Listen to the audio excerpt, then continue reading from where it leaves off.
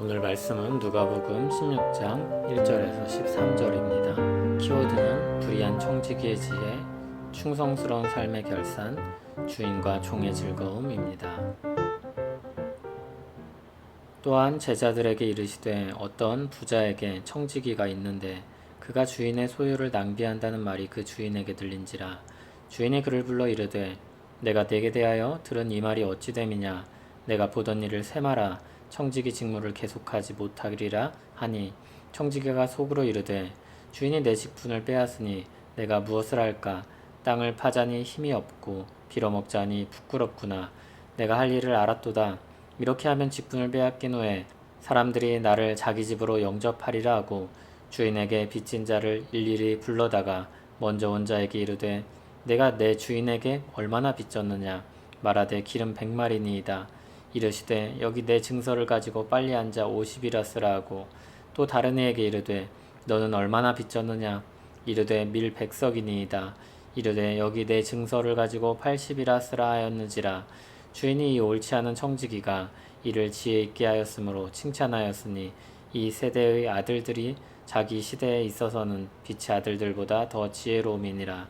내가 너희에게 말하노니 불의의 재물로 친구를 사귀라. 그리하면 그 재물이 없어질 때 그들이 너희를 영주할 처소로 영접하리라.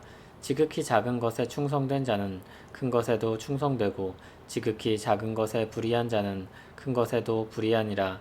너희가 만일 불의한 재물에도 충성하지 아니하면 누가 참된 것으로 너희에게 맡기겠느냐. 너희가 만일 남의 것에 충성하지 아니하면 누가 너희의 것을 너희에게 주겠느냐. 집 하인이 두 주인을 섬길 수 없나니 혹 이를 미워하고 저를 사랑하거나 혹 이를 중히 여기고 저를 경히 여길 것임이니라. 너희는 하나님과 재물을 겸하여 섬길 수 없느니라.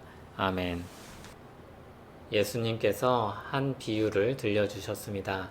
한 주인에게 재물을 관리하는 한 청지기가 있었습니다. 그런데 이 청지기는 불의한 청지기였습니다. 그런데 이 청지기가 잘못한 일들이 주인에게 들켰습니다. 청지기는 자신이 이제 곧 해고될 처지라는 것을 깨달았습니다. 청지기는 불의한 청지기답게 불의한 아이디어를 하나 냅니다. 해고를 당해도 살 길을 열어 놓았습니다. 주인의 재물로 사람들에게 호의를 베푸는 겁니다. 빚진 자들을 불러드립니다. 얼마 빚졌어? 여기다 빨리 고쳐서 써. 다 굉장히 큰 금액들입니다. 엄청난 범죄를 저지르고 있는 겁니다. 그렇게 청지기는 사람들에게 호의를 얻어갑니다. 주인이 그렇게 청지기가 행한 일을 알게 되었습니다. 그런데 그것을 칭찬합니다. 그러나 이것은 전적으로 잘했다는 뜻이 아닙니다. 그가 살 길을 열어놓았다는 것, 나중을 지혜롭게 준비했다는 것을 칭찬한 것입니다. 예수님은 이 이야기에 이런 해석을 덧붙이십니다. 이 세대의 아들들이 자기 시대에 있어서는 빛의 아들들보다 더 지혜로움이니라. 죄악된 세상에 살고 있는 사람들이 자기의 앞날을 위해 준비하는 것이 빛의 자녀들보다 더 낫다고 하십니다. 여기서 지혜는 앞서 말씀드렸다시피 자기 뒷일을 도모하는 데 지혜롭다는 뜻입니다. 그래서 이 비유에서 청지기에 대해서 계속해서 불의하다, 옳지 않다는 말이 여러 번 나옵니다. 그것을 칭찬하거나 독려하는 것이 아니라는 것이죠. 2절을 보면 이 이야기의 초점이 결산할 날에 있다는 것이 잘 드러납니다. 9절에서도 그렇습니다. 결산할 날을 준비했다는 점에 있어서 칭찬받을 만한 지혜인 것입니다. 9절에서 나온 불의의 재물은 이 세상이 가지고 있는 재물의 성격을 보여줍니다. 불의하게 얻은 재물이 아니라 불의한 세상의 재물입니다. 그것으로 친구를 사귀고 결산할 날을 준비해야 합니다. 이어지는 말씀이 결산할 날에 대한 생각을 더 진전시키고 있습니다. 지극히 작은 것에 충성된 자는 큰 것에도 충성되고 지극히 작은 것에 불의한 자는 큰 것에도 불의하니라. 작은 것은 불의한 재물, 이 세상에 있는 것들입니다.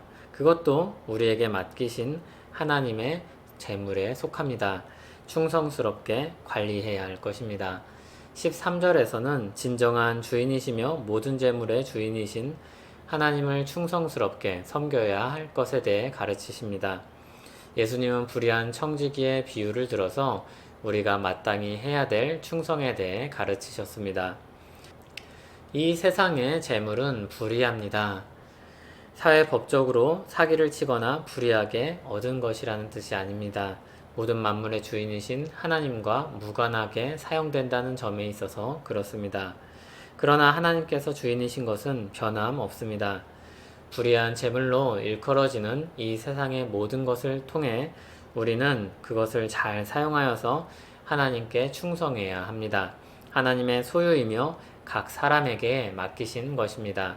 이 모든 것들을 결산할 날이 이를 것입니다. 그것을 알고 준비하는 사람이 지혜로운 사람입니다. 물론 방법에 불의해서는 안 될 것입니다. 주인이신 하나님께 충성해야 할 것입니다. 하나님께 충성하는 청지기로서 어찌 불의한 방법으로 충성할 수 있겠습니까? 우리가 섬길 주인은 하나님이십니다. 그분께 합당한 충성을 우리가 드려야 할 것입니다. 하나님께서는 우리에게 맡기신 것들을 잘 사용하기를 원하십니다. 충성스럽게 사용하기를 원하십니다. 재물을 비롯한 모든 재화를 주님의 사랑의 일에 다 사용하기를 원하십니다. 혹시 이 말씀을 들을 때 하나님께서 우리에게 열정페이를 요구하시는 것처럼 느껴지시나요? 하나님은 최고 부자이십니다. 만일 어떤 사람이 수고한 일에 대해서 100만 원을 준다면 우리 하나님께서는 놀라서 턱이 땅에 떨어질 만큼 주실 분입니다. 마태복음 25장에 나오는 달란트 비유를 보면 주인이 뭐라고 합니까? 주인의 즐거움에 참여할지어다. 모든 만물의 주인이신 하나님의 그 기쁜 잔치에 참여할 것입니다. 그 즐거움에 참여할 것입니다. 우리를 그 자리에 두실 것입니다. 예수 그리스도 안에서 우리를 구원하시고 주님의 일을 맡기셨습니다. 그리고 그 은혜를 기억하고 감사하며 충성하길 우리에게 기대하고 바라고 계십니다. 주인의 즐거움에 오늘부터 참여하는 우리 모두 되기를 소원합니다. 우주 만물의 주인이신 하나님 아버지, 우리에게 맡기신 주님의 것들이 있습니다. 탕자와 같던 우리에게 주님의 것을 맡겨주셨습니다. 충성스럽게 주어진 것들을 선용하고 지금 그리고 장차 주님의 즐거움에 참여하길 원합니다. 그 기쁨을 누리며 살기 원합니다. 오늘 하루의 삶도 이끌어 주시옵소서. 예수님 이름으로 기도합니다. 아멘.